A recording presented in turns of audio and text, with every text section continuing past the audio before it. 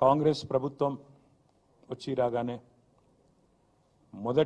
మొట్టమొదటి రోజే కొలువు తీరిన మరుక్షణమే మొదటి సంతకంతో 2 లక్షల రుణమాఫీ చేస్తామని ఏదైతే ఉత్తర కుమార ప్రగల్భాలు పలికినారో అవన్నీ కూడా బూటకం, ఇదంతా పచ్చి దగా మోసం అని చెప్పి నేను మొన్ననే చాలా వివరంగా మీకు చెప్పడం జరిగింది.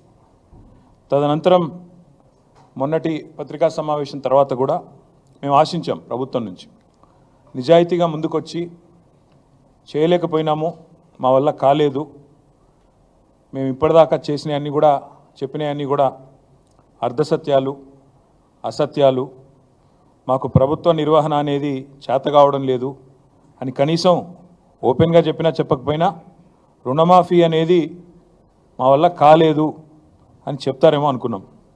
కానీ చాలా నీతిబాహ్యమైన రాజకీయాలు ఈరోజు కాంగ్రెస్ ప్రభుత్వం రేవంత్ రెడ్డి గారి నాయకత్వంలో చేస్తున్నది.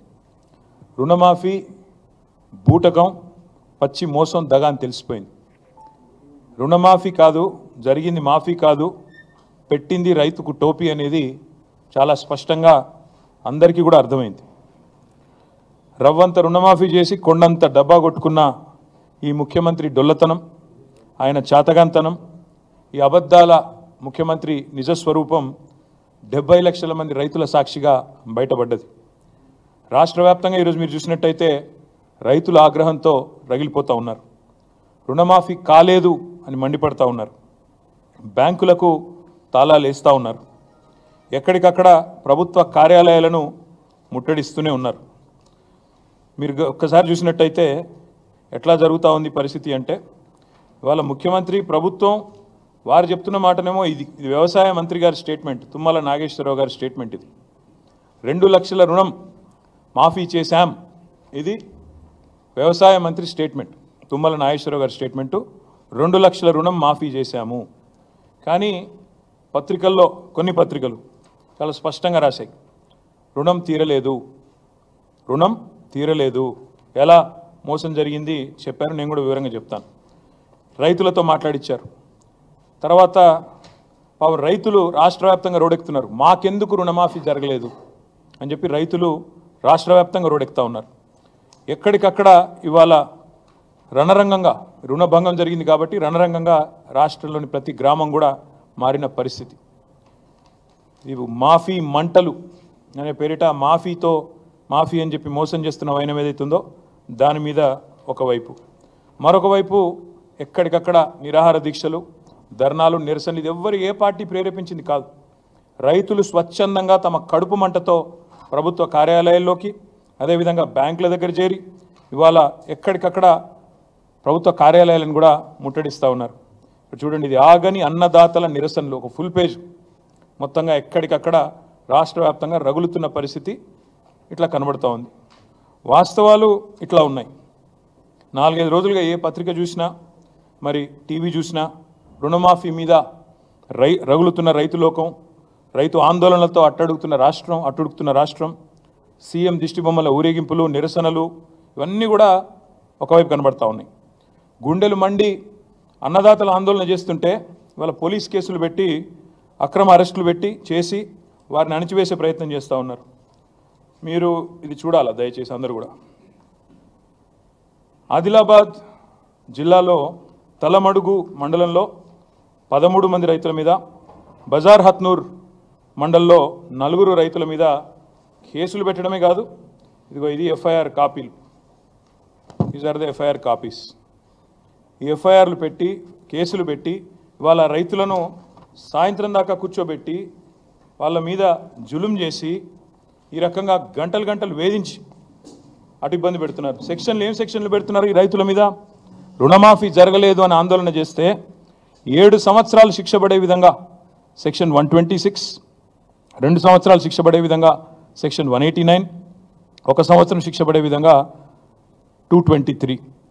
ఇలా చాలా విచిత్రంగా attack on public servants, civil disobedience, ఈ రకమైన కేసులు రైతుల మీద 7 సంవత్సరాలు శిక్ష పడే విధంగా రైతుల మీద కేసులు పెడతా ఉన్నారు. ఇది వాస్తవం, క్షేత్రస్థాయిలో ఉన్న పరిస్థితి. ముఖ్యమంత్రి గారేమో రుణమాఫీ చేసినాం, పాలాభిషేకాలు చేసుకోండి, అని ఆయన ఉదరగొడతా ఉన్నాడు. ఇక ఇంకోవైపు వ్యవసాయ మంత్రి గారు 2 లక్షల రుణం అయిపోయింది, తీర్చేసినాం, ఇప్పుడే చూపెట్టాను మీకు ఆయన స్టేట్మెంటు, అయిపోయింది 2 లక్షల రుణమాఫీ అని ఆయన వ్యవసాయ మంత్రి తుమ్మల నాగేశ్వరరావు గారు. కానీ వాస్తవాలు దాచేస్తే దాగవు. ఇవాళ మంత్రులకు ముఖ్యమంత్రికి ఒక శృతి లేదు, సయోధ్య లేదు, సంయమనం అంతకంటే లేదు. దానికి ఒక చిన్న ఉదాహరణ ఇప్పుడు నేను మీకు చూపెడతాను, ఒకసారి ఆ వీడియో ప్లే చేయాలమ్మా. తిరగకంటే ముందే తెలంగాణ రాష్ట్రంలో ఉన్న లక్షలాది మంది రైతాంగానికి 2 లక్షల రూపాయల రుణమాఫీ, 31,000 కోట్ల రూపాయలను వారికి రుణ విముక్తులను చేసి బ్యాంకుల నుంచి వాళ్లకు స్వేచ్ఛను ప్రసాదించి నా తెలంగాణ రైతాంగం ఈనాడు తెలంగాణ రాష్ట్రంలో రుణ విముక్తులై స్వేచ్ఛా వాయువులు పీల్చుకునే విధంగా ఈనాడు కాంగ్రెస్ పార్టీ నిర్ణయం తీసుకున్నది. మిత్రులారా, కొన్ని ఏదైతే సాంకేతిక కారణాల వల్ల రుణమాఫీ జరగలేదు, వాళ్ళకి 100% మేము రుణమాఫీ 2 లక్షల రూపాయల వరకు చేస్తామని చెప్పి మనం హామీ ఇస్తున్నాము. మీ అకౌంట్లలో మీ పేర్లలో వివిధ కారణాల చేత అర్హులైన రైతులకి తప్పకుండా మిగిలిన 12,000 కోట్లను కూడా మీ ఖాతాలకి రాబోయే రోజుల్లో ఈ ప్రభుత్వం చిత్తశుద్ధితో ఇవ్వటానికి ఉన్నది అని కూడా మరొక్కసారి మీకు గుర్తు చేస్తున్నాను. But his statistics is saying that so far only 7,500 crores only have been renewed and given to the farmers. So I request మీరు దాదాపుగా ముఖ్యమంత్రి గారు మాట్లాడిన మాట ఇప్పుడే నేను చూపెట్టాను. వ్యవసాయ మంత్రి తీయండి. వ్యవసాయ మంత్రి గారేమో 2 లక్షల రుణమాఫీ అయిపోయింది అని ఈ డాంబికాలు వ్యవసాయ మంత్రి. ముఖ్యమంత్రి అదే ఖమ్మం జిల్లాలో మీటింగ్ పెట్టి 2 లక్షలు ఇచ్చేసినాం, అయిపోయింది, 31,000 కోట్లు ఖతమైపోయింది, మీ అకౌంట్లో పడ్డాయి, ఇక మీరు సంబరాలు చేయండి, ఏట్లో దుంకండి ప్రతిపక్ష నాయకులు అని ముఖ్యమంత్రి. మరి ఇప్పుడే ఇంకా 3 మంత్రులు మాట్లాడినారు, ఉప ముఖ్యమంత్రి గారితో సహా.